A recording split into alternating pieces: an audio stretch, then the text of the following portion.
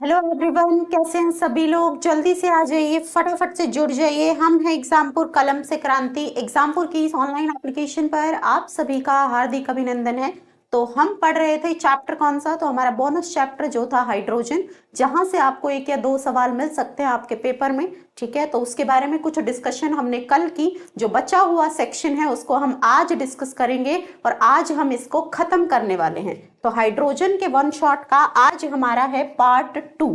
Okay बच्चा, तो आज हमारा इसका पार्ट 2 है और ये जो पार्ट 2 है, ओके बच्चा, आज ये कंप्लीट हो जाएगा। तो ये चैप्टर हमारा आज हो जाएगा कंप्लीट। सभी लोग आ जाइए, जुड़ जाइए, फटाफट से सेशन को कर दीजिए शेयर। और अब है ना, बात करते हैं इस पर्टिकुलर चैप्टर के बारे में। जल्दी आओ। तो देखो बेटा, क्या है कहानी। तो ये जो आपका वाटर है ना, हाइड्रोजन के अंदर हमने कल पढ़ा हाइड्रोजन के बारे में, हाइड्राइड्स के बारे में। आज की क्लास में हम बात करेंगे किसके बारे में बच्चा?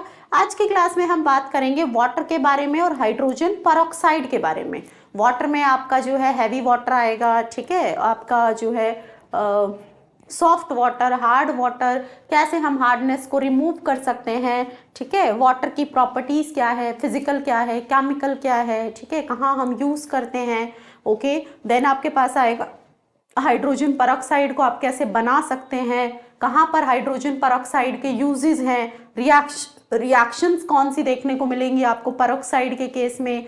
ठीक है, ये सब चीजें और जो है हमें इस पर्टिकुलर चैप्टर में पूछी जा सकती है। यहाँ से सवाल जो है हमसे किया जा सकता है। ओके, तो तैयार हो सभी लोग? आ जाओ बेटा।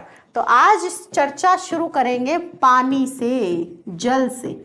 जो जल आप पीते हैं, जिसके बिना जीवन अस्त व्यस्त हो सकता है, उसी जल के बारे में आज हम थोड़ा सा डिटेल में करेंगे डिस्कशन। ओके बेटा, तो हमारे शरीर में आप सब जानते हो कि वाटर का इंटेक बहुत ज्यादा जरूरी है। तो ह्यूमन बॉडी में बच्चा ऑलमोस्ट 65% पानी होता है। पानी के बिना, खाने के बिना फिर भी एक दो दिन काम चल सकता है, लेकिन पानी के बिना बच्चा काम नहीं चलता है।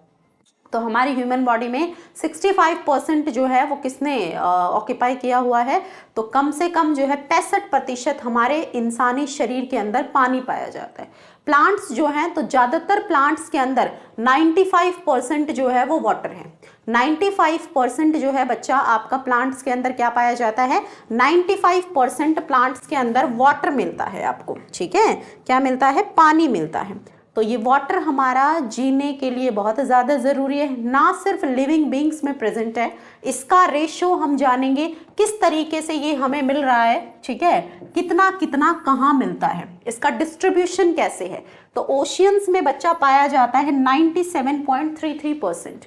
तो पानी जितना भी हमारा यूनिवर्स में है, तो इस अर्थ पर जितना भी पानी है, तो उसका जो सबसे बड़ा अमाउंट जो मिलता है बच्चे वाटर का, वो हमारा मिलता है समुद्र में, ओशियन में। कितना मिलता है? तो 97.33% जो है वाटर ओशियंस में पाया जाता है। लेक्स में मिलता है 0.008%। कितना मिलता है? तो लेक्स में आपको मिलेगा ये 0.008। ग्लेशियर्स जो है आपकी, है ना, पोलर आइस जहां पर है ना, पोल्स की बात करूं बच्चा, ग्लेशियर्स की बात करूं, तो ये मिलता है 2.04%। कहां पर पानी? ग्लेशियर्स में पाया जाता है। ग्लेशियर्स में है कितना? 2.04%। और अगर ग्राउंड वाटर की बात करूं, जो जमीन के नीचे से हम निकालते हैं मोटर से, समरसीबल से, जिसको हम पीने के लिए इस्तेमाल करते हैं, सब बहुत सारे घरों में समरसीबल लगे होते हैं, तो बच्चा वहां पर इसका परसेंटेज है 0.61%। ओके, देन अगर मैं बात करूं जो मिट्टी में नमी है, उसके अंदर भी तो पानी है। जहां पर भी मॉइस्चर है, नमी है, तो वहां पर क्या है? वाटर का प्रेजेंस है। तो जो आपका सॉइल है, उसके अंदर जो आपका मॉइस्चर है, वो भी बच्चा कितना ऑक्यूपाई करता है? 0.005%। कितना है बच्चा? 0.005% आपका मिट्टी में, नमी में उपस्थित है पानी। और हमारी एटमॉस्फेयर में वाटर वेपर की फॉर्म में भी प्रेजेंट है पानी। तो हमारे वायुमंडल में जो पानी है वो वेपर्स की फॉर्म में भी है। और कितना है? तो 0.001% है। कितना है बच्चा? 0.001% जो है कहाँ प्रेजेंट है बच्चा? एटमॉस्फेयर में प्रेजेंट है वाटर। क्लियर हो गई बात? जल्दी बोलो। तो ये हमारा वाटर का था डिस्ट्रीब्यूशन। ओके, कैसे कैसे, तो ओशियन में सबसे ज्यादा, पीने वाला जो है बहुत कम है, ठीक है। जैसा कि आप देख रहे हो, कौन सा हम पीते हैं, पीते कौन सा है हम, तो ग्राउंड वाटर को हम यूज करते हैं, है ना, रिवर वाटर को यूज करते हैं, ठीक है। तो उसका परसेंटेज बहुत कम है, पानी तो बहुत ज्यादा है, ठीक है, लेकिन वो हमारे लिए पीने वाला जो है उसका कंटेंट कम है। ओके, वो उतना अवेलेबल नहीं है, ठीक है, समुद्र का हम पीते तो है नहीं। नेक्स्ट बात आती है बच्चा इसके भौतिक गुणों के बारे में। अगली चर्चा हम करेंगे किसके बारे में, भौतिक गुणों के बारे में, ठीक है।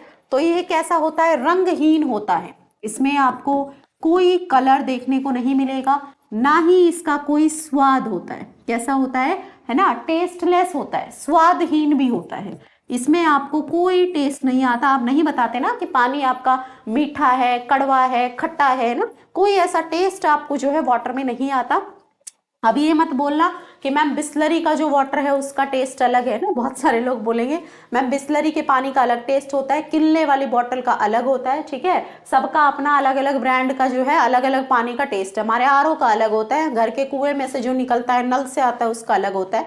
तो बच्चा वो वाटर का टेस्ट नहीं है, ठीक है, वो उसके अंदर जो घुली हुई चीजें हैं उसकी वजह से स्वाद बदलता है। ओके, ठीक है। चलिए, हाइड्रोजन बॉन्डिंग जो है बच्चा पाई जाती है पानी में, कहां पर, लिक्विड स्टेट में और सॉलिड स्टेट में, ठोस अवस्था में और तरल अवस्था में। वाटर के अंदर आप क्या देख सकते हैं, ऑक्सीजन से जुड़ा हुआ हाइड्रोजन है, हाइड्रोजन बॉन्डिंग देख सकते हैं। और हाइड्रोजन बॉन्डिंग एक सिग्निफिकेंट जो है फोर्स है, ठीक है, जिसने जहां पर बॉन्ड्स को बांध कर रखा हुआ है बच्चा, ठीक है। तो ये जो हाइड्रोजन बॉन्डिंग है ये किसके लिए रिस्पॉन्सिबल है, तो हाई फ्रीजिंग पॉइंट के लिए रिस्पॉन्सिबल है। किसके लिए रिस्पॉन्सिबल है, हाई फ्रीजिंग पॉइंट के लिए रिस्पॉन्सिबल है, ठीक है। इसी हाइड्रोजन बॉन्डिंग की वजह से जो गलनांक बिंदु है, ठीक है, सॉरी, जो क्वंथनांक है वो भी क्या है बच्चा, हाई होता है। क्यों, ज्यादा एनर्जी चाहिए आपको हाइड्रोजन बॉन्ड्स को ब्रेक करने के लिए, ज्यादा एनर्जी आपको चाहिए हाइड्रोजन बॉन्ड्स को ब्रेक करने के लिए। डेल्टा एच फ्यूजन जो है, फ्यूजन इंथैल्पी जो है पानी की, H2O की, वो ज्यादा पाई गई है H2S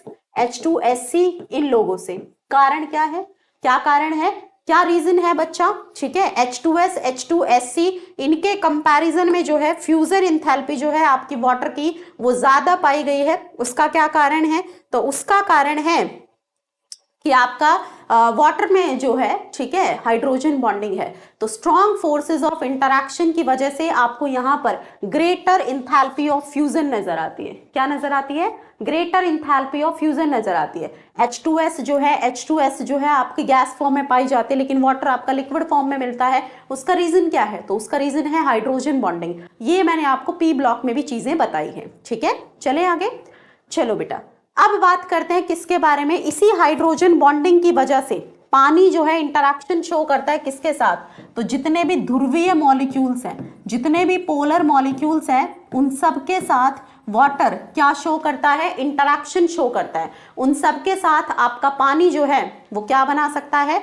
वो जो है डिजोल्व होता है ना। जितने भी पोलर सॉल्वेंट है, अल्कोहल के अंदर वाटर मिलाओ तो बच्चा घुल जाता है, ठीक है, अल्कोहल के अंदर आपका पानी घुल जाता है। ओके बेटा, ठीक है। तो ये जो है डिजोल्वमेंट जो है इसका पोलर मॉलिक्यूल्स के साथ जो इंटरैक्शन है, जो विलयता है इसकी, वो किस वजह से है, वो हाइड्रोजन बॉन्डिंग की वजह से है। हाइड्रोजन बॉन्डिंग की वजह से ही जो भी कार्बोहाइड्रेट्स हमारी बॉडी में है, ठीक है, अल्कोहल जो है, ठीक है, इन सब चीजों में ये घुल जाता है। कार्बोहाइड्रेट में भी क्या होता है, ठीक है, कार्बन ऑक्सीजन होता है, ठीक है। तो हाइड्रोजन बॉन्डिंग की वजह से, कार्बोहाइड्रेट में प्रेजेंट ऑक्सीजन की वजह से, ठीक है, तो हाइड्रोजन आबंध बन सकते हैं। इसी वजह से ये कार्बोहाइड्रेट्स को भी डिसॉल्व कर लेता है। ओके, हमारी बॉडी में जितने भी सॉल्ट्स हैं, ठीक है, हमारी बॉडी में डाइजेशन के पर्पस के लिए कौन सी एसिड प्रोड्यूस होती है, तो HCl प्रोड्यूस होती है स्टमक में। तो वो लगातार अगर आप पानी नहीं पीते, लंबे वक्त तक कुछ खाते नहीं है, तो बॉडी में एसिड का कंटेंट बढ़ जाता है। उसका dilution is very very important. तो इसीलिए आपको जो है सजेस्ट किया जाता है कि टाइमली आपको पानी पीना इज बहुत जरूरी। ओके, तो नेक्स्ट आता है बच्चा इसका स्ट्रक्चर। अगर मैं स्ट्रक्चर की बात करूं तो कैसा स्ट्रक्चर होता है, बेंट स्ट्रक्चर होता है, sp3 हाइब्रिडाइजेशन है ना। ऑक्सीजन के पास 2 लोन पेयर और 2 बॉन्ड पेयर, ठीक है। लोन पेयर रिपल्शन की वजह से बॉन्ड थोड़ा झुक जाता है, 109 डिग्री 28 मिनट से 104.5 पर आ जाता है। क्रिस्टलाइन फॉर्म की बात करूं तो ये बर्फ की फॉर्म में पाया जाता है, क्रिस्टलाइन फॉर्म में, ठीक है। और क्या चीजें आती है बच्चा, अब जो आपकी बर्फ है वो पानी में तैरती है। ये सवाल बहुत बार पूछा जाता है कि why does ice floats on water, कि आपकी बर्फ पानी के ऊपर तैरती क्यों है, उसका कारण क्या है। तो बेटा जो बर्फ है वो पानी के ऊपर इसलिए तैरती है क्योंकि उसका क्या है, खोखला स्ट्रक्चर होता है। वो कैसी होती है, हल्की होती है। उसकी जो डेंसिटी है वो क्या होती है, कम होती है, किससे, वाटर के कंपैरिजन में। और ये कॉन्सेप्ट बहुत जरूरी है आपके किसके लिए, एक्वेटिक एनिमल्स के लिए। जानते हो जो समुद्र में जीव जंतु रहते हैं, नदियों में, ठीक है, तो जब आपकी बहुत सर्दी होती है तो क्या होता है, सरफेस के ऊपर है ना, ठंडा टेम्परेचर होने की वजह से बर्फ जम जाती है और वो बर्फ वहां पर इंसुलेटर का काम करती है, ठीक है। उस बर्फ की परत के जम जाने की वजह से वो पानी को कवर कर लेती है और जो नीचे जीव जंतु है वो सुरक्षित रह पाते हैं। तो ये एक बहुत बड़ा फैक्टर है जिसकी वजह से एक्वेटिक लाइफ जो है वो चलती है। तो देखो भगवान ने कितना कुछ सोचा है सबके लिए, है ना, कि ठंड में उनके लिए हम लोग तो कंबल रिजाई ओढ़ लेते हैं, ठीक है, और जिससे कि हम सर्दी से बच जाते हैं। हम तो अपने सो जुगाड़ करते हैं, ठीक है, हीटर लगाते हैं, ये करते हैं, बट उन लोगों के पास तो ऐसा कुछ नहीं है। तो उनके लिए जुगाड़ ऊपर वाले ने करके दिया है, ठीक है। बर्फ के तो घर भी होते हैं, है ना बच्चा। तो बर्फ जो है वो क्या करती है, वहां पर है ना सरफेस पर जमा हो जाती है और सरफेस पर आइस डिपॉजिट हो जाती है। नीचे जो आपके वहां पर, ठीक है, पानी में जो जीव जंतु रहते हैं वो आराम से वहां पर रह पाते हैं। तो क्रिस्टलाइन फॉर्म में, आइस की फॉर्म में पाया जाता है। सर्दियों में यही आइस जो है सरफेस पे जो है जमने की वजह से नीचे जो एक्वेटिक लाइफ है वो डिस्टर्ब नहीं होती है, ठीक है। नीचे की जो पानी में रहने वाले जीव जंतु हैं वो अच्छे से रह पाते हैं। अगला देखो, ऑक्सीजन टेट्राहेड्रली सराउंड होता है, each oxygen is tetrahedrally surround by 4 other oxygen. अगर आप आइस का स्ट्रक्चर देखोगे तो उसमें हर एक ऑक्सीजन 4 ऑक्सीजन से जुड़ा होता है, ठीक है। ऐसा कुछ 3D स्ट्रक्चर मिलता है, थोड़ा थोड़ा डायमंड के जैसा होता है, ओके बच्चा। तो ये जो हाइड्रोजन बॉन्डिंग है इसी की वजह से एक केज लाइक स्ट्रक्चर में होता है, किसका, आइस का। बहुत ज्यादा छिद्र, बहुत ज्यादा खाली जगह आपको देखने को मिलेगी किसके स्ट्रक्चर में, आइस के स्ट्रक्चर में। और ये जो बहुत ज्यादा खाली जगह है ये किसके लिए रिस्पॉन्सिबल होती है बच्चा, ये बहुत ज्यादा खाली जगह आइस के स्ट्रक्चर में रिस्पॉन्सिबल होती है किसके लिए, उसकी डेंसिटी को बहुत ज्यादा कम करने के लिए, उसको हल्का बनाने के लिए। अब कोई चीज खोखली होगी तभी तो हल्की होगी, अगर वो अंदर से जो है बहुत ज्यादा भरी हुई होगी तब तो वो भारी हो जाएगी। इसलिए हम, आप लोगों ने देखा होगा, ठीक है, बच्चों की इतनी बड़ी बड़ी बॉल्स आती है, उसके अंदर सिर्फ हवा भरी होती है, वो बहुत लाइट वेट होती है ना। और पत्थर को उठा लो, वो कितना भारी होता है, छोटा सा पत्थर कितना भारी, इतनी बड़ी बॉल हल्की सी, क्यों, क्योंकि जो बॉल है वो अंदर से खाली है, होलो है, ठीक है, इस वजह से। और पत्थर में वजन क्यों है, क्योंकि पत्थर का साइज बेशक छोटा है लेकिन उसके अंदर जो है पार्टिकल्स बढ़िया तरीके से भरे हुए हैं, ठीक है, इसी वजह से उसका मास ज्यादा है। वही कॉन्सेप्ट है यहाँ पर। आपकी आइस हल्की होती है क्योंकि उसका स्ट्रक्चर अगर आप जो है स्टडी करोगे तो देखोगे तो बहुत ही ज्यादा केज लाइक स्ट्रक्चर होता है, बहुत ज्यादा खाली जगह होती है उसके स्ट्रक्चर में। ओके, चले आगे। केमिकल प्रॉपर्टीज की अगर बात करूं, रासायनिक गुणों की बात करूं, तो आपका पानी जो है बच्चा एम्फोटेरिक नेचर दिखा सकता है। ये आपका एक अम्ल के तरीके से भी बिहेव कर सकता है और एक क्षार के तरीके से भी बिहेव कर सकता है। पानी को अगर आप ट्रीट करते हैं अमोनिया के साथ, ठीक है, अगर NH3 के साथ आप इसको ट्रीट करोगे तो ये सीधा सीधा बहुत ही है ना क्या एसिड के जैसा बिहेव करेगा। और जैसा कि ब्रॉन्स्टेड ने कॉन्सेप्ट दिया है, ब्रॉन्स्टेड लाउरी ने क्या कहा है एसिड बेस के बारे में, ब्रॉन्स्टेड लाउरी का कहना है कि अगर कोई एसिड है तो वो क्या कर देगी, H+ को दे देगी, और अगर कोई बेस है तो OH- को दे देगा। अगर कोई एसिड है, उसने H+ और OH- की फॉर्म में एसिड बेस की डेफिनेशन दी थी और क्या कहा था कि अगर एसिड है तो वो H+ गिवर है, H+ दे देगी और OH- को एक्सेप्ट कर लेगी, और अगर वो बेस है तो वो OH- को दे देगा और H+ को एक्सेप्ट कर लेगा।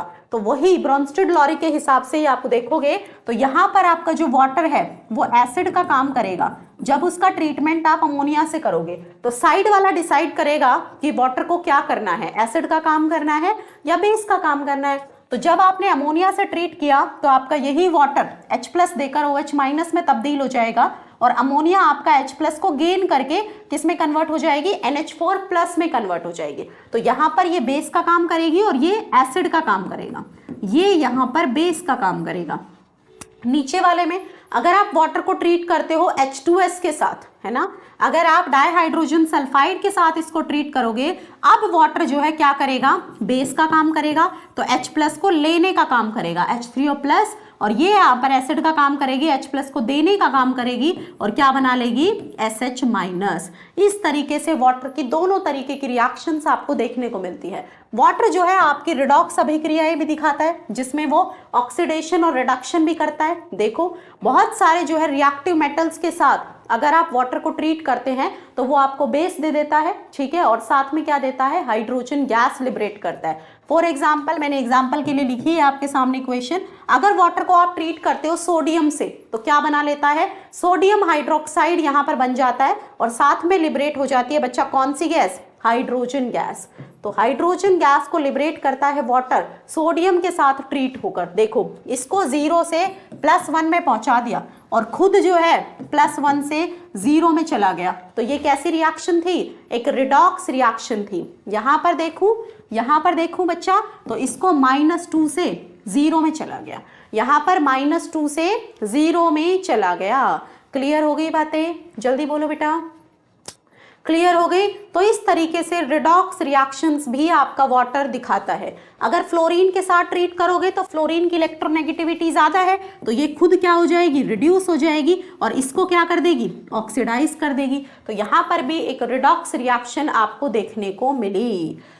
आगे चलते हैं और नेक्स्ट बात करते हैं हाइड्रोलिसिस की, है ना। तो वाटर जो है बहुत सारी हेलाइड्स के साथ, है ना, बहुत सारी इनके साथ जो है रिएक्ट करके क्या बनाता है, ऑक्सी एसिड्स बनाता है। और हाइड्रोलिसिस हमने पढ़ा है पी ब्लॉक में, खूब भर भर के पढ़ा है, ठीक है। और क्या जाना बच्चा हमने वहां पे, हमने जाना कि सेम ऑक्सीडेशन स्टेट की क्या बनती है, ऑक्सी एसिड। यहाँ पर जैसे फास्फोरस है और ये आपका, ठीक है, P4O10 के अंदर किसमें है, +5 में है, तो इसी ऑक्सीडेशन स्टेट की H3PO4 आपको यहाँ पर मिल जाएगी, H3PO4 आपको यहाँ पर हाइड्रोलिसिस पर मिल जाएगी। N3- का अगर जो है नाइट्रोजन आपका N3- फॉर्म में है कहीं पर, तो वो क्या करेगा बच्चा, NH3 बना देगा हाइड्रोलिसिस पर। तो ये जो है हाइड्रोलिसिस की रिएक्शंस है वाटर की, क्या करता है, तो सेम उसी ऑक्सीडेशन स्टेट का ऑक्सी एसिड बनाता है। बताओ जरा, समझ में आई कहानी, जल्दी बोलो फटाफट से। क्लियर हो गई यहाँ तक बातें, जल्दी से बताइए, थम्स अप के साथ मुझे बताइए यहाँ तक चीजें क्लियर है बच्चा। छोटा सा चैप्टर है ये, 2 दिन का, ठीक है, और इसमें से आपके 1-2 सवाल आ सकते हैं, ठीक है, एक बोनस टॉपिक का काम करता है। ऐसे ही 2-3 चैप्टर्स और है छोटे छोटे जिनको मैं जल्दी कवर करूंगी। कार्बोहाइड्रेट वाला एक तो है ना, और एक आपका पॉलीमर है, केमिस्ट्री इन एवरीडे लाइफ है, छोटे छोटे 2-3 चैप्टर्स और हैं, उनको हम बोनस टॉपिक्स बोलते हैं। एक आधा सवाल वहां से बन जाता है ना, ठीक है। तो एक हाइड्रोजन तो मैंने इस हफ्ते में आपका कवर करा दिया, ठीक है, उनको भी जल्दी करेंगे। ओके बेटा, तो यहाँ तक चीजें क्लियर हो गई, फटाफट से बता दो, क्लियर है यहाँ तक, किससे कहानी समझ आ गई, जल्दी से बोलो, बोलो बच्चा।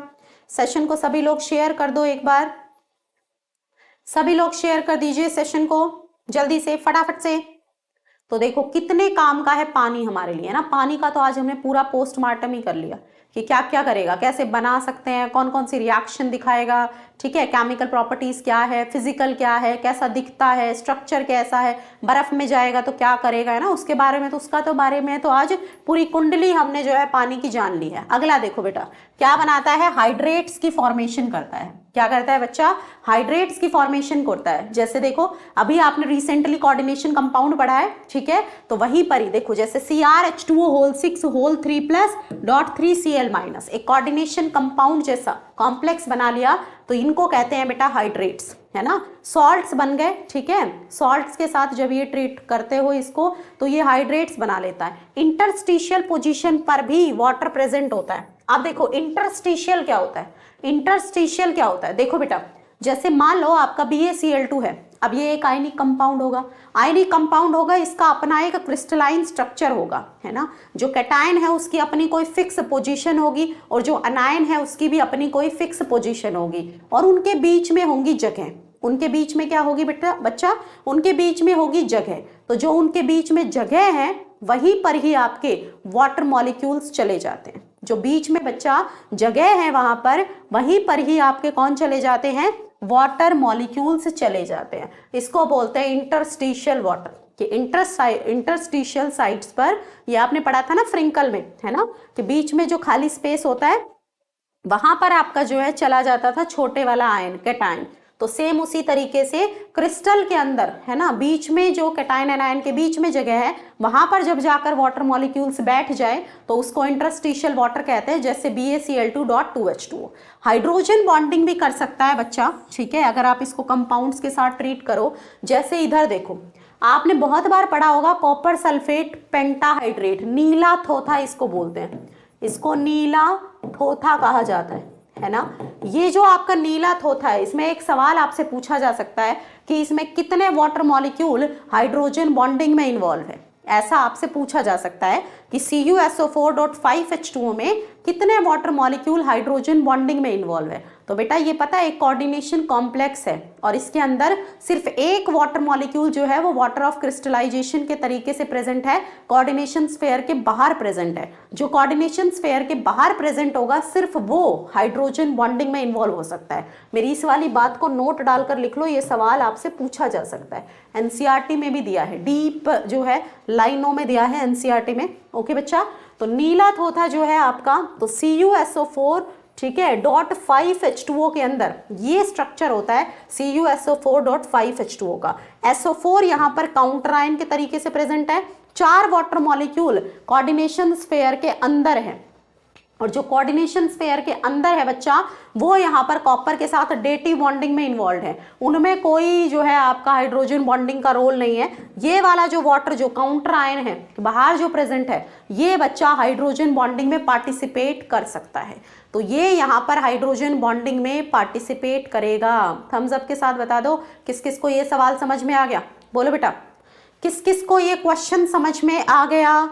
ठीक है, कि CuSO4.5H2O में कितने वाटर मॉलिक्यूल हाइड्रोजन बॉन्डिंग में इन्वॉल्व हो सकते हैं। तो यहाँ पर सिर्फ एक ही वाटर मॉलिक्यूल हाइड्रोजन बॉन्डिंग में इन्वॉल्व हो सकता है, और वो वाटर मॉलिक्यूल होता है जो काउंटर आयन के तरीके से कोऑर्डिनेशन स्फीयर से बाहर उपस्थित हो। तो आपका CuSO4.5H2O इस तरीके से होता है। आपसे ये भी पूछा जा सकता है कितने वाटर मॉलिक्यूल्स यहाँ पर सेकेंडरी वैलेंसी को सेटिस्फाई कर रहे हैं, या फिर कितने वाटर मॉलिक्यूल कोऑर्डिनेशन स्फीयर के अंदर है, या फिर कितने वाटर मॉलिक्यूल्स यहाँ पर आपका, ठीक है, काउंटर आयन की फॉर्म में प्रेजेंट नहीं है। कैसे भी घुमा फिरा कर पूछा जा सकता है। ठीक है, तो ये आपको पता होना चाहिए कि कोऑर्डिनेशन स्फीयर के अंदर यहाँ पर 4 वाटर मॉलिक्यूल्स है, SO4 और एक वाटर मॉलिक्यूल काउंटर आयन के तरीके से उपस्थित है, और जो काउंटर आयन के तरीके से उपस्थित है सिर्फ वही वाला वाटर मॉलिक्यूल आपका इन्वॉल्व हो सकता है किसके अंदर बच्चा, हाइड्रोजन बॉन्डिंग में।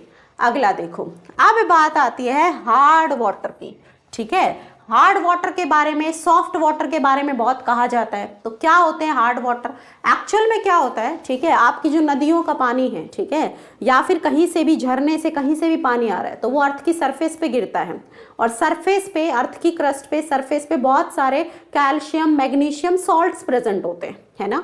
तो वो कैल्शियम मैग्नीशियम सॉल्ट्स आपके पानी के अंदर घुल जाते हैं। ठीक है, तो इन्हीं कैल्शियम मैग्नीशियम सॉल्ट्स के पानी के अंदर घुलने की वजह से बनता है पानी कैसा, हार्ड वाटर।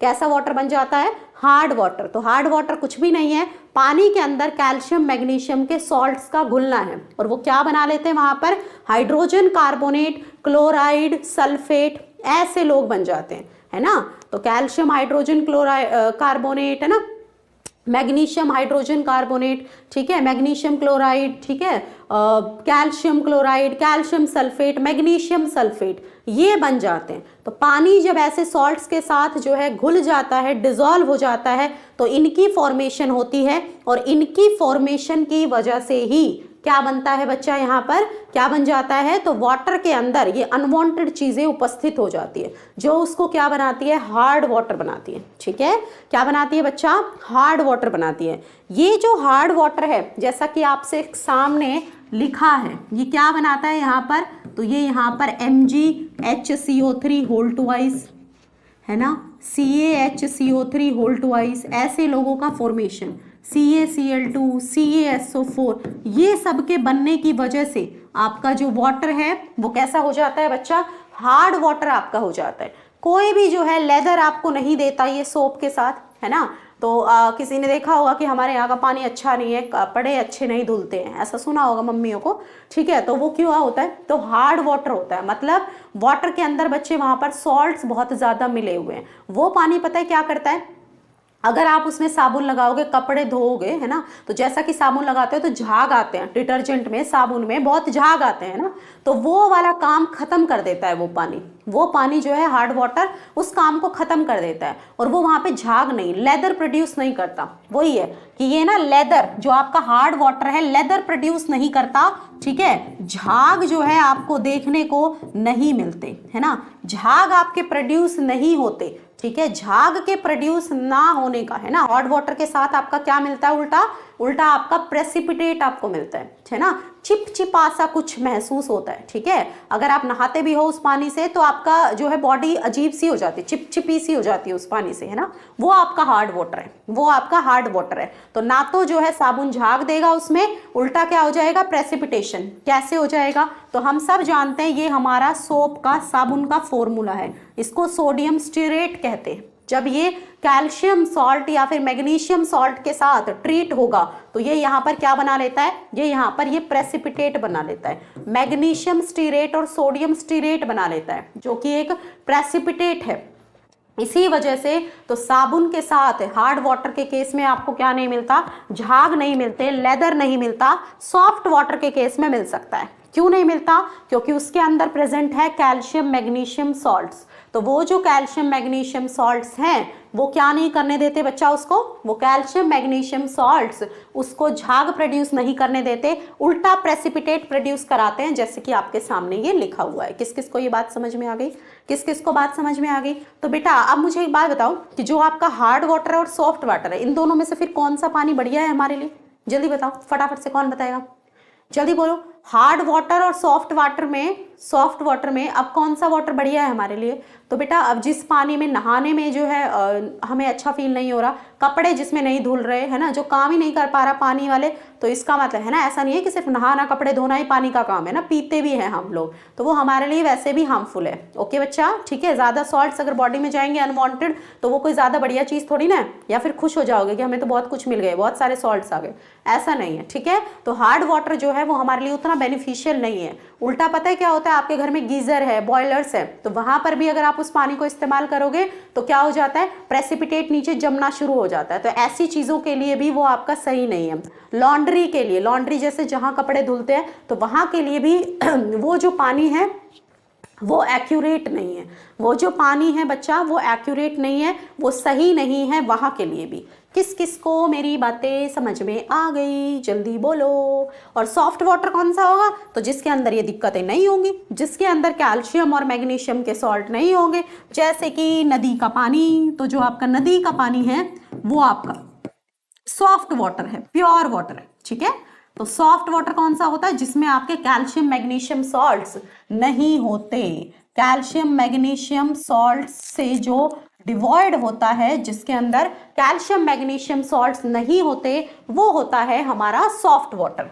अगली बात हम करते हैं टेम्परेरी हार्डनेस को रिमूव करना। अब ये दिक्कत तो आ गई है ना, समस्या आ गई, अब हमें ढूंढना है समस्या का समाधान। और समस्या का समाधान हम कैसे ढूंढेंगे, तो अब हम करेंगे रिमूव हार्डनेस ऑफ वाटर को। वो हम कैसे कर सकते हैं, तो पहला तरीका टेम्परेरीली कैसे कर सकते हैं, कुछ वक्त के लिए, तो बच्चा बॉइलिंग कर सकते हैं, उबाल सकते हैं, ठीक है। उबालने से क्या होगा बेटा, तो जो आपका मैग्नीशियम हाइड्रोजन कार्बोनेट है, आपका कैल्शियम हाइड्रोजन कार्बोनेट है, जब आप बॉयल करोगे, हीट करोगे, तो वो किस में कन्वर्ट हो जाएगा, मैग्नीशियम हाइड्रोक्साइड और कार्बन डाइऑक्साइड में। ये किस में कन्वर्ट हो जाएगा, कैल्शियम कार्बोनेट में, वाटर में और कार्बन डाइऑक्साइड में। ओके, इससे क्या फायदा हुआ, इससे क्या फायदा हुआ, तो बच्चा यहां पर जो आपको मैग्नीशियम हाइड्रोक्साइड और कैल्शियम कार्बोनेट मिलेंगे, ये पता है कैसे हैं, ये पानी में घुलेंगे नहीं, ये इनसॉल्युबल है, तो ये प्रेसिपिटेट आउट हो जाते हैं, बाहर निकल जाते हैं, और गैस तो उड़ी जाएगी, गैस तो बच्चा यहाँ से उड़ी जाएगी। तो ये तरीके हैं जिनसे हम क्या कर सकते हैं, वाटर की हार्डनेस को रिमूव कर सकते हैं, है ना। इन तरीकों से भी हम वाटर की हार्डनेस को रिमूव कर सकते हैं। अगला आता है क्लार्क का तरीका, और क्लार्क ने क्या ऐड किया, लाइम। क्लार्क ने क्या ऐड किया, लाइम। लाइम जो कि था आपका कैल्शियम हाइड्रोक्साइड, उसने लाइम ऐड करके भी हार्डनेस को रिमूव किया। कैसे, तो उसने आपका कैल्शियम हाइड्रोजन कार्बोनेट और मैग्नीशियम हाइड्रोजन कार्बोनेट को अगर जब उसने लाइम के साथ ट्रीट किया, लाइम को ऐड किया, तो वहां पर रिएक्शन हो गई और वो किस में बदल गए, वो कार्बोनेट्स में बदल गए। और कार्बोनेट भी आप सब लोग जानते हो कैसा होता है, इनसॉल्युबल होता है, प्रेसिपिटेट की फॉर्म में बाहर आपको मिल जाएगा। तो इस तरीके से भी उसने क्या किया, क्लार्क ने लाइम को ऐड करके भी आपके वाटर की हार्डनेस को रिमूव कर दिया। क्या कर दिया बच्चा, वाटर की हार्डनेस को रिमूव कर दिया। तो ये दो तरीके हैं जिनसे हम टेम्परेरीली क्या कर सकते हैं, वाटर की हार्डनेस को रिमूव कर सकते हैं। बता दो, दिमाग की बत्ती जल गई, जल्दी बोलो फटाफट से, जल्दी बोलो फटाफट से, जल्दी बोलो। जोश जो है नजर आना चाहिए मुझे कमेंट सेक्शन में, तब मजा आएगा। जोश जो है नजर आना चाहिए। वो कहते हैं ना, खुद ही को कर बुलंद इतना कि खुदा भी पूछे बोल तेरी रजा क्या है ना, बोलते हैं ना ऐसे कि अपने आप को इतना बुलंद करो, अपना कर्म ऐसा करो कि ऊपर वाला भी तुमसे पूछे कि बता तेरी मर्जी क्या है। तो तुम लोग भी मेहनत इतनी करो कि ऊपर वाला भी मजबूर हो जाए तुमसे पूछने के लिए कि बताओ तुम्हारी मर्जी क्या है, तुम्हें एम्स में चाहिए सीट या फिर कहाँ चाहिए, ठीक है, तुमसे पूछ कर ही मिले तुम्हें सीट। चाहते हो ऐसा, तो ऐसा तभी होगा ना जब जोश होगा ना, जब जोश होगा, जब पढ़ने में जोश नजर आएगा तभी होगा बच्चा ऐसा। बताओ जरा। तो यहां पर आपको मिलेगा कैल्शियम कार्बोनेट विद वाटर, ठीक है, मैग्नीशियम हाइड्रोक्साइड, ठीक है, और ये कैसे है, तो ये यहां पर आपका हार्डनेस को रिमूव कर देंगे, घुले हुए सॉल्ट्स को निकालने में बाहर मदद करेंगे, इनसॉल्युबल प्रोडक्ट्स आपको यहां पर मिल जाएंगे। नेक्स्ट आता है कि परमानेंटली हार्डनेस को कैसे रिमूव किया जाए, तो उसका तरीका है बच्चा, वॉशिंग सोडा से ट्रीट करो। किससे ट्रीट किया, वॉशिंग सोडा से, ठीक है। परमानेंट हार्डनेस किस वजह से होती है, क्लोराइड और सल्फेट्स की वजह से होती है। मेटल की, है ना, कैल्शियम मैग्नीशियम की क्लोराइड्स और सल्फेट्स का प्रेजेंस जो है वाटर के अंदर, उसके परमानेंट हार्डनेस के लिए रिस्पॉन्सिबल होता है। तो परमानेंट हार्डनेस किसकी वजह से होती है, क्लोराइड और सल्फेट की वजह से होती है। तो जो आपका मेटल का क्लोराइड है या फिर मेटल का सल्फेट है, वो बच्चा किससे ट्रीट करोगे, ठीक है, Na2CO3 वॉशिंग सोडा से ट्रीट करोगे, फिर से बन जाएगा कार्बोनेट और साथ में आपको ये सॉल्ट मिल जाएंगे। तो ये तरीका है जिससे हम परमानेंटली क्या कर सकते हैं, हार्डनेस को रिमूव कर सकते हैं। परमानेंटली हम वाटर की हार्डनेस को इस तरीके से रिमूव कर सकते हैं। बोलो जरा, समझ में आ गई बात, जल्दी से बता दो मुझे। क्लियर है यहां तक कहानी, फटाफट से बोलो, यहां तक कहानी क्लियर है, जल्दी बता दो, जल्दी से बताओ, ठीक है। और यहां पर जो है दो मेथड्स हो रहे हैं, दो मेथड्स हो रहे हैं जो मैं आपको होमवर्क में दे रही हूं। आप भी तो एनसीईआरटी उठा के पढ़ोगे ना। एक है ion exchange resin, ion exchange resin तुम खुद पढ़ोगे और मुझे बताओगे कमेंट सेक्शन में कि मैम आयन एक्सचेंज रेजिन में क्या होता है, ठीक है, क्या होता है आयन एक्सचेंज रेजिन में, कैसे हम परमानेंटली, है ना, वाटर की हार्डनेस को रिमूव कर सकते हैं। आयन एक्सचेंज रेजिन में ऐसा क्या पाया जाता है, ओके, ठीक है, करोगे। तो एनसीईआरटी को रीड करना इज मोर देन, है ना, क्या, मस्ट। एक होता है ना मस्ट और एक होता है कि मोर देन मस्ट, है ना, एक होता है जरूरी और एक होता है जरूरी से भी बहुत जरूरी। तो जरूरी से भी बहुत जरूरी है तुम्हारे लिए, है ना, बहुत ही ज्यादा जरूरी। चलो अब हमारे पास हमारा अगला कंपाउंड जिसका हमें करना है पोस्टमार्टम, और वो है हाइड्रोजन परऑक्साइड। हाइड्रोजन परऑक्साइड के बारे में बात करनी है। तो सबसे पहली बात हाइड्रोजन परऑक्साइड के बारे में क्या, कि हाइड्रोजन परऑक्साइड को हम कैसे बना सकते हैं, कैसे बना सकते हैं बताओ। तो हाइड्रोजन परऑक्साइड को कैसे बनाया जाता है बच्चा, पहले एसिड डालते हैं किसके अंदर, बेरियम परऑक्साइड के अंदर, और उसके बाद जो फालतू पानी होता है उसको रिमूव करते हैं। पहले एसिडिफाई करते हैं बेरियम परऑक्साइड को, उसके बाद एक्सेस वाटर को हम क्या करते हैं, रिमूव करते हैं इवापोरेट करके, है ना, क्या करते हैं, इवापोरेशन करते हैं, ठीक है, उसको वहां से वाष्प को उड़ाते हैं वहां से, ठीक है, पानी को टाटा बाय बाय कराते हैं, ठीक है, उड़ाकर वहां से, ठीक है। कैसे? तो अंडर रिड्यूस्ड प्रेशर, ठीक है, बहुत कम प्रेशर पर, ठीक है। पहले BaO2 के अंदर एसिड डालते हैं, उसको एसिडिफाई करते हैं और उसके बाद वाटर को उसमें से रिमूव किया जाता है इवेपोरेट करके, ठीक है, और वाष्प में बनाकर उसको क्या किया जाता है, वाटर को रिमूव। तो इस तरीके से आपका मिल जाता है आपको हाइड्रोजन परऑक्साइड। तो ये एक तरीका है हाइड्रोजन परऑक्साइड को बनाने का। बेरियम परऑक्साइड को का एसिडिफिकेशन, उसके बाद वाटर का रिमूवल, ठीक है, कैसे? इवेपोरेट करके उसका वाष्पीकरण करके पानी को वहां से वाष्पीकरण करो, पानी को वहां से उड़ा दो और तब आपको कहीं जाकर मिलेगी hydrogen peroxide. Okay, physical properties की अगर बात करूं, भौतिक गुणों की बच्चा अगर मैं यहां पर बात करूं तो क्या है कहानी? तो कहानी कुछ ऐसी है कि ना तो कोई रंग होता है इसका, ठीक है, बहुत लाइट बहुत लाइट ब्लू कलर का तरल होता है। कैसा होता है? बहुत लाइट, बहुत पेल ब्लू कलर का, बहुत फीके हल्के नीले रंग का एक तरल होता है। क्या होता है? पानी के अंदर ये घुल जाता है, ठीक है, और क्या बनाता है? हाइड्रेट का फॉर्मेशन करता है, H2O2.H2O। किस हाइड्रेट का फॉर्मेशन करता है? H2O2.H2O का फॉर्मेशन करता है, जिसका मेल्टिंग पॉइंट पाया गया 221 केल्विन। लगभग इतना ही मेल्टिंग पॉइंट आपका H2O2 का भी पाया जाता है। ओके, जितना हाइड्रेट का मिला है। तो बहुत हल्के नीले रंग का होता है तरल अवस्था में, ठीक है, वाटर में डिसॉल्व हो जाता है, हाइड्रेट बनाता है, ठीक है। इसका गलनांक बिंदु कितना है? 221 केल्विन है। गलनांक कितना है? 221 केल्विन। अगली जो बात आती है वो आती है स्ट्रक्चर के बारे में। कैसा होता है इसका स्ट्रक्चर? तो इसका स्ट्रक्चर होता है बच्चा ओपन बुक स्ट्रक्चर, खुली किताब जैसे है ना, तो ये भी खुली किताब जैसा ही है, खुली किताब जैसा इसका स्ट्रक्चर होता है, जैसे आपको दिख रहा है ऐसा ऐसा, ठीक है, खुली किताब जैसा स्ट्रक्चर होता है। ये एंगल होगा 101.9 डिग्री, ये वाली बॉन्ड लेंथ 147.5 और ये वाली बच्चा 95 पिकोमीटर, ठीक है। ये वाला OH 95 पिकोमीटर, ये OO का जो है ये होती है बच्चा 147.5 पिकोमीटर। ओके, एंगल कितना होता है? तो 101.9 डिग्री। कितने का एंगल होता है? 101.9 डिग्री का एंगल होता है। क्लियर हो गई बात?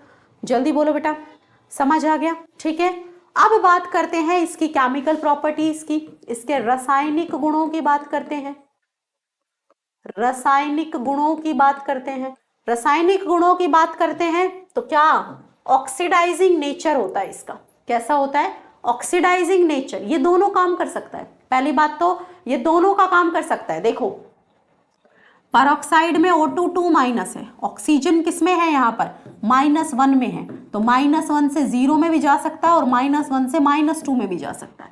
दोनों तरफ ऑक्सीजन जा सकता है। खुद की ऑक्सीडेशन स्टेट को बच्चा बढ़ा भी सकता है और खुद की ऑक्सीडेशन स्टेट को घटा भी सकता है। तो कोई आपसे पूछ ले कि आपका हाइड्रोजन परऑक्साइड, ठीक है, ऑक्सीडाइजिंग और रिड्यूसिंग नेचर दोनों दिखा सकता है, कारण बताओ, बता पाओगे? जल्दी बोलो, बता पाओगे बच्चा? फटाफट बताओ। ऑक्सीडाइजिंग और रिड्यूसिंग दोनों ही कैरेक्टरिस्टिक्स दिखा सकता है।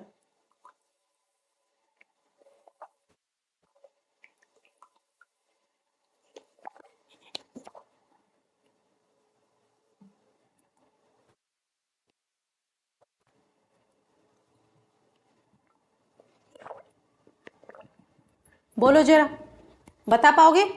बिल्कुल बता पाएंगे। -1 में है, ठीक है, तो मिनिमम और मैक्सिमम के बीच में है, तो अपनी ऑक्सीडेशन स्टेट को बढ़ा भी सकता है और घटा भी सकता है, ठीक है। तो ऑक्सीडाइजिंग एजेंट का भी काम कर सकता है और रिड्यूसिंग का भी कर सकता है। देखो, Fe2+ को Fe3+ में पहुंचा देता है, खुद चला गया वाटर में। यहां पर देखो PbS में, ठीक है, इसको PbS से इसको कहां पहुंचा दिया? PbSO4 में पहुंचा दिया, ठीक है। सल्फर यहाँ पे -2 में था, सल्फर को किधर पहुंचा दिया? यहाँ पर +6 में पहुंचा दिया। ओके बच्चा, ठीक है। और क्या किया देखो, बेसिक मीडियम में, ये एसिडिक मीडियम में था, बेसिक मीडियम में देखो मैंगनीज 2+ को मैंगनीज 4+ में पहुंचा दिया। मैंगनीज 2+ को बच्चा कहां पहुंचा दिया, मैंगनीज 4+ में पहुंचा दिया। ओके, रिड्यूसिंग नेचर की अगर बात करूं, अपचायक का भी काम कर सकता है। क्या करेगा, +5 से, है ना, देखो +5 नहीं, +7 से इसको +2 में पहुंचा दिया। ठीक है, रिड्यूस कर दिया, खुद -1 से चला गया 0 में, ऑक्सीजन दे दिया। खुद का ऑक्सीडेशन दूसरे का रिडक्शन भी कर सकता है, सामने है रिएक्शन एसिडिक मीडियम में। बेसिक में देखो आयोडीन को 0 से -1 में उसका रिडक्शन, और खुद -1 से 0 O2 में चला गया। ठीक है, अगर आप इसको बच्चा हल्का हीट कर दें, हल्की लाइट इसको मिल जाए, लाइट मिलने से क्या कर लेता है, खुद का डिकम्पोजिशन कर लेता है। तो हाइड्रोजन परऑक्साइड टूट जाता है किसमें, वाटर में और ऑक्सीजन में।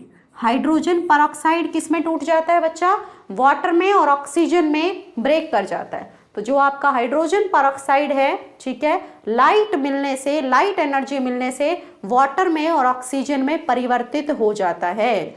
वाटर और ऑक्सीजन में क्या हो जाता है बच्चा, ब्रेक कर जाता है। ओके, ठीक है, तो ये रिएक्शन आपको देखने को मिलती है इसके डिकम्पोजिशन की।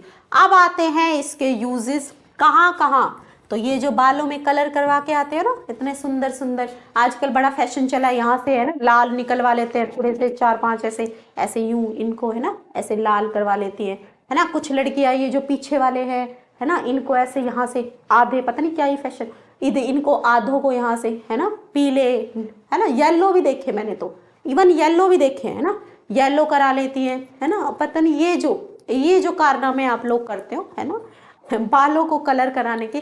ग्रीन भी, इवन ग्रीन कलर भी मैंने देखा है, ग्रीन करा लेना बालों को, येलो करा लेना, ये जो कलर चढ़वाते हो आप, ठीक है। और जो ब्लीच आप कराते हैं, जो ब्लीच आप कराते हैं, ठीक है, फेस के हेयर्स की भी ब्लीच कराती हैं गर्ल्स, है ना। और बहुत सारे, है ना, ऐसा नहीं है लड़के भी पीछे नहीं है आजकल, है ना, लड़के भी पूरे जो है कारस्तान है, लड़के भी, लड़कों के लिए भी आजकल बहुत कुछ है। ठीक है, तो ऐसा नहीं है कि सिर्फ गर्ल्स के लिए ही है, लड़कों के लिए भी है। तो ये सारे कामों में मदद करता है आपका हाइड्रोजन परऑक्साइड। तो देख लो बेटा, ये जो हाइड्रोजन परऑक्साइड है आपके लिए कितना ज़्यादा, है ना, मददगार है। ये हाइड्रोजन परऑक्साइड आपके लिए कितना ज़्यादा मददगार है ना। लाल, नीले, हरे, पीले, है ना, इन सब कामों में भी काम आता है। ठीक है, अगला देखो, केमिकल्स बनाने के काम आता है, जैसे कि सोडियम परबोरेट। केमिकल बनाने के काम आता है सोडियम परबोरेट। कोई मुझे बता सकता है सोडियम परबोरेट का फॉर्मूला क्या होगा? Anyone in the class, what is sodium perborate? बताओ जल्दी, सोडियम परबोरेट का फॉर्मूला कमेंट सेक्शन में बताना, मुझे होमवर्क दे रही हूं। सोडियम परबोरेट का फॉर्मूला कमेंट सेक्शन में बताना, सोडियम परबोरेट का फॉर्मूला। ओके, बताओगे? ठीक है, टार्टरिक एसिड बनाने में, टार्टरिक एसिड किस में मिलती है? टमाटर में। टार्टरिक एसिड बनाने में यूज होता है, फार्मास्यूटिकल्स में यूज होता है, ब्लीचिंग एजेंट के लिए यूज करते हैं, पेपर, पल्प इंडस्ट्रीज में। ठीक है, ब्लीचिंग एजेंट का भी काम करता है आपका हाइड्रोजन परऑक्साइड। ओके बेटा, तो ये सारे हैं इसके यूजेस। उसके बाद बात आती है हमारी आखिरी चर्चा किसके बारे में? हैवी वाटर के बारे में। तो वाटर भारी कब हो जाता है? जब हाइड्रोजन को रिप्लेस कर देता है ड्यूटेरियम। जैसा कि हम सब जानते हैं कि हाइड्रोजन के आइसोटोप्स होते हैं, कौन सा? 1H1, 2D1, 3T1, ये हमारे हाइड्रोजन के आइसोटोप्स है। तो अगर हाइड्रोजन को रिप्लेस कर दे ड्यूटेरियम तो हमारे पास बन जाता है हैवी वाटर D2। ठीक है, इसको हम मॉडरेटर के तरीके से भी यूज करते हैं न्यूक्लियर रिएक्टर्स में, है ना। रिएक्शन बहुत ज्यादा स्पीड में हो रही है, स्पीड, उसको जो है स्पीड को कंट्रोल करने के लिए न्यूक्लियर रिएक्टर में भी हम इसका हैवी वाटर का यूज करते हैं। बहुत सारी रिएक्शंस आपका हैवी वाटर दिखा सकता है, सेम उसी तरीके से रिएक्शंस दिखाता है जैसे कि वाटर के केस में आपको रिएक्शंस मिलती है, जैसे पानी के केस में आप रिएक्शंस देखते हैं, सेम उसी तरीके से बच्चे आपके रिएक्शंस दिखाता है हैवी वाटर। देखो CaC2 कैल्शियम कार्बाइड के साथ आपका क्या मिल जाता है? ठीक है, C2D2 मिल जाता है। देखो C2H2 जैसे आपको मिलती है ना इथाइन, ऐसे ही यहाँ पर है ना, हाइड्रोजन को ड्यूटेरियम ने रिप्लेस कर दिया। CaOD, जैसे आपको CaOH होल ट्वाइस मिलता था, वैसे ही यहाँ पर CaOD होल ट्वाइस, दिखने में अटपटा है वैसे ही रिएक्शन।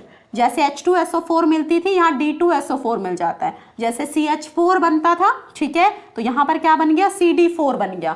AlOH होल थ्राइस बनती थी, इधर क्या बन गया, AlOD होल थ्राइस बन गया। तो ये सारी हमारी रिएक्शंस हैं। वाटर के तरीके से ही रिएक्शंस हमारा दिखाता है कौन, हैवी वाटर। और इसके साथ ही इस पर्टिकुलर चैप्टर की हो गई है फिनिशिंग। तो ये यहाँ पर हमारा हो गया है समाप्त, है ना। तो छोटा सा चैप्टर था 2 दिन का, ठीक है, और बहुत कुछ जो है इसमें नहीं था। 1-2 सवाल इसमें से आपके बन सकते हैं, ठीक है, तो इसको पढ़ लो एनसीईआरटी से। वैसे मैंने एनसीईआरटी की हर एक लाइन को टच करते हुए आपको सारी चीजें समझाने की कोशिश की है, और बहुत लाइट मोड आप लोगों के लिए रखा है। ऐसा कोई बहुत भारी भरकम बातें हमने नहीं की, बहुत सिंपल लैंग्वेज में आपको समझाने की कोशिश की है। जितना भी कुछ आपने पढ़ा है वो सब हम पढ़ चुके हैं कहीं ना कहीं, ठीक है, कहीं ना कहीं बच्चा वो पहले मैं आपके साथ डिस्कस कर चुकी हूँ। अब फटाफट से मुझे कमेंट करके बता दो, मज़ा आया या नहीं आया, जल्दी बताओ, मज़ा आया या नहीं आया चैप्टर को पढ़ने में, बताओ। बत्ती जली या नहीं जली, जल्दी बताओ। जल गई बत्ती, बोलो फटाफट से, बत्ती जली या नहीं जली दिमाग की, जल्दी बोलो बेटा, फटाफट से बता दीजिए, जल्दी से फटाफट से बोलिएगा, बता दो। बत्ती जली, चलिए जल गई बत्ती, बहुत बढ़िया बात है। चलो बेटा अब इधर आ जाओ। तो बात करते हैं एप्लीकेशन को कैसे डाउनलोड कर सकते हैं। तो एप्लीकेशन को डाउनलोड करने के लिए अपना फोन उठाएं, प्ले स्टोर में जाएं, टाइप करें एग्जामपुर। जब आप टाइप करेंगे एग्जामपुर तो लोगो आपको नजर आएगा ऐसा, इसको वहां से कर लीजिए रजिस्टर, ठीक है, अपने आप को जो है यहाँ से इसको इंस्टॉल करो। इंस्टॉल करने के बाद, ठीक है, अपने आप को आपको रजिस्टर करना होगा। रजिस्ट्रेशन के लिए कुछ बेसिक डिटेल्स आपको फिल करनी होगी, जैसे कि आपका नाम, नंबर, ठीक है, ये सब चीज़ें, ईमेल आईडी, ठीक है, इन सब चीज़ों को फिल करके बच्चा आप रजिस्टर कर पाएंगे और एक ऐसा पोर्टल आपके सामने खुल जाएगा, ओके। तो जिसमें आपको पेड कोर्सेज भी अवेलेबल है लगभग सभी सरकारी नौकरियों के लिए, चाहे आप बैंक की तैयारी कर रहे हैं, चाहे आप IAS की तैयारी कर रहे हैं, जिस भी एग्जाम के लिए आप प्रिपेयर कर रहे हैं, तो सभी के लिए कोर्सेज अवेलेबल है। तो सभी लोग जुड़िएगा, ओके बच्चा। और अपने आसपास में जो भी बच्चे तैयारी कर रहे हैं उनको इस बारे में कन्वे कीजिए, बताइए उनको कि किस तरीके से एप्लीकेशन परिवार का हिस्सा बन सकते हैं, कैसे मिनिमल प्राइसेस में कोर्स एग्जामपुर से परचेज करके वो अपनी तैयारी को यहाँ से यहाँ पहुँचा सकते हैं, एक बहुत अच्छे लेवल पर वो अपनी तैयारी को ले जा सकते हैं। और इसके साथ ही अब मैं लेती हूँ आप लोगों से अलविदा। हाइड्रोजन को हमने कर दिया है टाटा बाय बाय। तो मज़ा आया आप लोगों को, जल्दी फटाफट बताओ, मज़ा आया चैप्टर को पढ़ के, बोलो, कॉन्फिडेंस आया, मज़ा आया। तो जो भी बातें की, देखो कितना हल्का लाइट मोड में हमने इस चैप्टर को कंप्लीट कर लिया। छोटा सा चैप्टर था, ज़्यादातर बातें वही थी, पुरानी बातें केमिस्ट्री की, तो जो आपने पढ़ी हुई भी थी, आधी अधूरी चीज़ें जो है आप जानते थे, उनको बस आपको पूरे तरीके से बताने की मैंने पूरी कोशिश यहाँ पर की है, ओके। क्लियर हो गई मेरी बातें, जल्दी बोलो। चलो तो बच्चा सभी को मेरी तरफ से टाटा बाय बाय, नमस्कार, जय हिंद।